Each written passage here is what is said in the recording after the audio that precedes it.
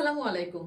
বাংলার আলো নিউজের রাতের বুলেটিনে আপনাকে স্বাগতম। পুরো সংবাদ জুড়ে থাকছি আমি জিন্নাতুন নাহার। প্রথমে জানাচ্ছি দেশের প্রধান সংবাদ শিরোনাম। ফ্যামিলি কার্ড উদ্বোধনে 10 মার্চ বগুড়া যাবেন প্রধানমন্ত্রী তারেক রহমান। ফের শক্তিশালী ভূমিকম্পে কাঁপল দেশ।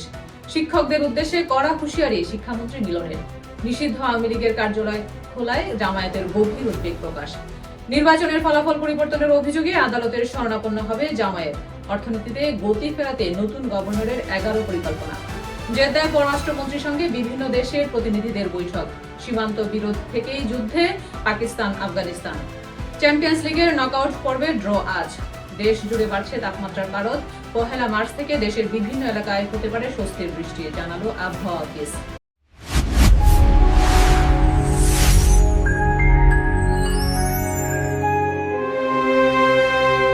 এবার বিস্তারিত। ফ্যামিলি কার্ড বিতরণ কর্মসূচির আনুষ্ঠানিক উদ্বোধন করতে আগামী 10 মার্চ বগুড়া যাবেন প্রধানমন্ত্রী তারেক রহমান। শুক্রবার দুপুর 1:15টার দিকে শিবগঞ্জ উপজেলার মহাস্থানগড় এলাকায় শাহ সুলতান বলখী রহমতুল্লাহ আলাইহি মাজার প্রাঙ্গণে নামাজের আগে স্থানীয় সরকারের প্রতিমন্ত্রী মীর শাহে আলম এই তথ্য জানান। প্রতিমন্ত্রী বলেন, সরকারের সামাজিক সুরক্ষা কর্মসূচির অংশ হিসেবে ফ্যামিলি কার্ড বিতরণ কার্যক্রম বগুড়া থেকেই শুরু হবে। এটি প্রধানমন্ত্রী হিসেবে তারেক রহমানের বগুড়ার প্রথম সরকারি সফর। জেলা প্রশাসন ও স্থানীয় নেতাকর্মীরা ইতোমধ্যেই সফরের প্রস্তুতি শুরু করেছেন। প্রাথমিকভাবে পরীক্ষামূলক কার্যক্রমের জন্য বগুড়া সদর উপজেলার শাখারিয়া ইউনিয়নের 3 নম্বর ওয়ার্ড নির্বাচিত হয়েছে। সম্ভাব্য উপকারভোগী পরিবারের তথ্য সংগ্রহ এবং যাচাই বাছাই মাঠ পর্যায়ে শুরু হয়েছে। স্থানীয় জনপ্রতিনিধি ও প্রশাসনের সমন্বয়ে দরিদ্র, হতদরিদ্র ও নিম্নবিত্ত পরিবারের প্রকৃত চিত্র নির্ধারণ করা হচ্ছে। রাজধানী ঢাকা সহ দেশের বিভিন্ন এলাকায় আজ শুক্রবার দুপুরে মাঝারি তাপমাত্রা ভূমিকম্প অনুভূত হয়েছে। বেলা 1:52 থেকে 1:54 মধ্যে কয়েক সেকেন্ডের স্থায়ী এই কম্পনে জনমনে আতঙ্ক ছড়িয়ে পড়ে। তবে তাৎক্ষণিকভাবে বড় ধরনের কোনো ক্ষয়ক্ষতির খবর পাওয়া যায়নি। অনুমতি ছাড়া কোনো শিক্ষক যদি অন্য পেশায় নিযুক্ত থাকেন এবং তা তদন্তের মাধ্যমে প্রমাণিত হলে প্রয়োজনীয় প্রশাসনিক ও আইনগত ব্যবস্থা নেওয়া হবে বলে হুঁশিয়ারি দিয়েছেন শিক্ষামন্ত্রী ডক্টর আ.ন.ম এহসানুল হক মিলন। শুক্রবার চাঁদপুরের কচুয়া উপজেলায় নিজের নির্বাচনী এলাকায় সাংবাদিকদের সঙ্গে আলাপকালে এই হুঁশিয়ারি দিয়েছেন তিনি। জুলাই গণহত্যার আসামিদের জামিন প্রদান এবং কার্যক্রম নিষিদ্ধ আওয়ামী লীগের কার্যালয় খুলে দেওয়ার ঘটনায় গভীর উদ্বেগ প্রকাশ করে তীব্র নিন্দা ও প্রতিবাদ জানিয়েছে বাংলাদেশ জামায়াতে ইসলামী। শুক্রবার বিকেলে এক বিবৃতিতে এই প্রতিবাদ জানান জামায়াতের সেক্রেটারি জেনারেল অধ্যাপক মিয়া গোলাম পরোয়ার। নির্বাচনের অনিয়ম ও ফলাফল পরিবর্তনের অভিযোগের বিষয়ে জামায়াত আদালতের শরণাপন্ন হবে। একই সঙ্গে সংসদে বিষয়টি উত্থাপন করা হবে এবং প্রয়োজনে রাজপথেও আন্দোলনে নামা হবে বলে জানিয়েছে বাংলাদেশ জামায়াতে ইসলামের নায়েবে আমির মুজিবুর রহমান। শুক্রবার রাজধানীর রমনায় অবস্থিত ইঞ্জিনিয়ার্স ইনস্টিটিউশন অব বাংলাদেশ অডিটোরিয়ামে এক অনুষ্ঠানে একথা বলেন তিনি। বাংলাদেশ ব্যাংকের নবনিযুক্ত গভর্নর মুস্তাকুর রহমান দায়িত্ব গ্রহণের প্রথম দিনেই অর্থনীতি পুনরুদ্ধার ও প্রবৃদ্ধি ত্বরান্বিত করতে 11 দফা পরিকল্পনা তুলে ধরেছেন। বৃহস্পতিবার সকাল 10:30টায় কেন্দ্রীয় ব্যাংকে যোগ দিয়ে তিনি ডেপুটি গভর্নর ও নির্বাহী পরিচালকদের সঙ্গে বৈঠক করেন। পরে আয়োজিত সংবাদ সম্মেলনে ব্যাংকের মুখপাত্র আরিফ হোসেন খান গভর্নরের দিক নির্দেশনা সাংবাদিকদের সামনে উপস্থাপন করেন।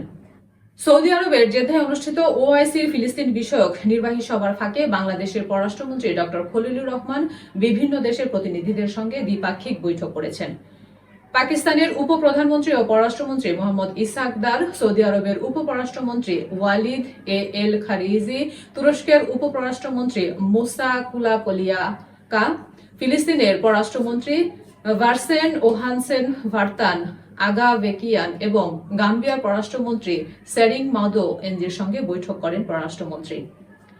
পাকিস্তান আফগানিস্তান সীমান্তে উত্তেজনা চরমে পৌঁছেছে।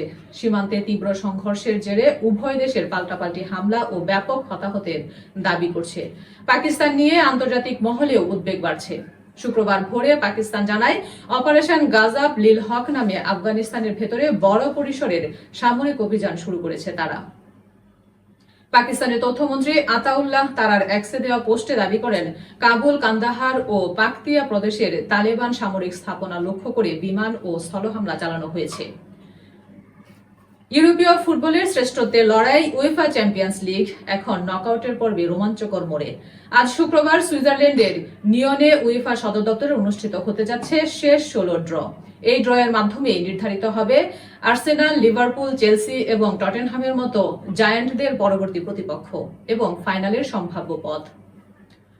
ফাল্গুনের তপ্ত রোদে প্রকৃতিতে এখন গ্রীষ্মের আগাম আবাহন। কড়া রোদের তাপে জনজীবন যখন অস্বস্তির দানা বাঁধছে, তখন সবার মনেই এখন একটি প্রশ্ন, স্বস্তির বৃষ্টি কবে নামবে? বাংলাদেশ আবহাওয়া অধিদপ্তরের সর্বশেষ পূর্বাভাস অনুযায়ী আগামী কয়েক দিনে সারা দেশে দিনের তাপমাত্রা সামান্য বৃদ্ধি পেতে পারে।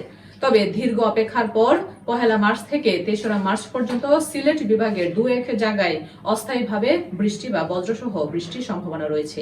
সিলেট বাদে দেশের বাকি অংশে আকাশ অস্থায়ীভাবে আংশিক মেঘলা থাকলেও আবহাওয়া মূলত শুষ্ক থাকবে। সংবাদ শেষ করছি, দেখা হবে পরবর্তী সংবাদে। ততক্ষণে বাংলার আলো নিউজের সঙ্গেই থাকুন।